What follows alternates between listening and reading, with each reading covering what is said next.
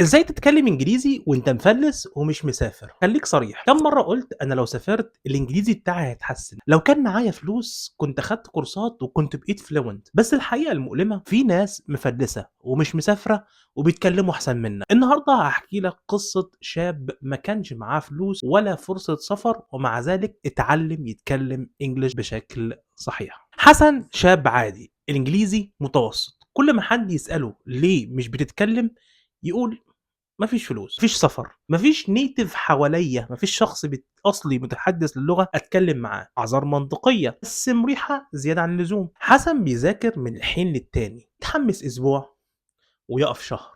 ليه؟ لأنه مستني الظروف المثالية والظروف المثالية عمرها ما بتيجي، لازم ترمي نفسك. لغة مش بتتحسن بالسفر ولكن بتتحسن بالتعرض للغة، والتعرض دلوقتي موجود. هتقول لي فين؟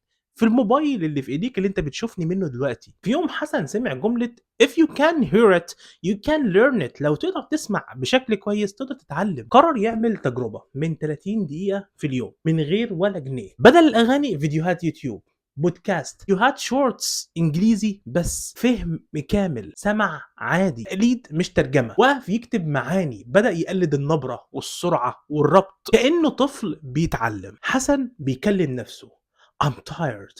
I need a break. Today was long. يعني أنا تعبان، أنا محتاج أرتاح شوية، النهارده كان طويل. مفيش حد ضحك عليه وهو بيتكلم انجلش، مفيش ضغط عليه، لذلك كان مرتاح وهو بيتكلم. بدأ يحفظ جمل مش كلمات، يعني بدل ما يحفظ decide اللي هي بمعنى يقرر، حفظ I decided to stay home، يعني أنا قررت إن أنا أبقى في البيت. بعد شهرين حد أجنبي سأله سؤال بسيط، حسن رد عادي جدا من غير تفكير ومن غير ترجمة. حسن اتصدم أكتر من الشخص اللي قدامه. السفر بيساعد بس مش شرط، الفلوس بتسهل بس مش هي الأساس. الأساس إنك تسمع بشكل يومي، استخدام بسيط، استمرارية. لو مستني فلوس أو سفر عشان تبدأ أنت كده بتأجل مش بتتعلم. حاول إنك تبدأ باللي معاك، الموبايل اللي في إيديك ده كفاية جدا، وفيديوهات اليوتيوب، بودكاست، وانك تسمع شورتس انجليزي. انا دلوقتي انزل تكتب لي في الكومنتات اكتر عذر كنت انت مستخبي وراه، واشترك في القناه عشان لان الفتره الجايه هنتعلم ازاي تتكلم اللغه الانجليزيه من الصفر وحتى الاحتراف. ولكن الفيديو بتاعنا ما تنساش تعمل لايك وتعمل سبسكرايب.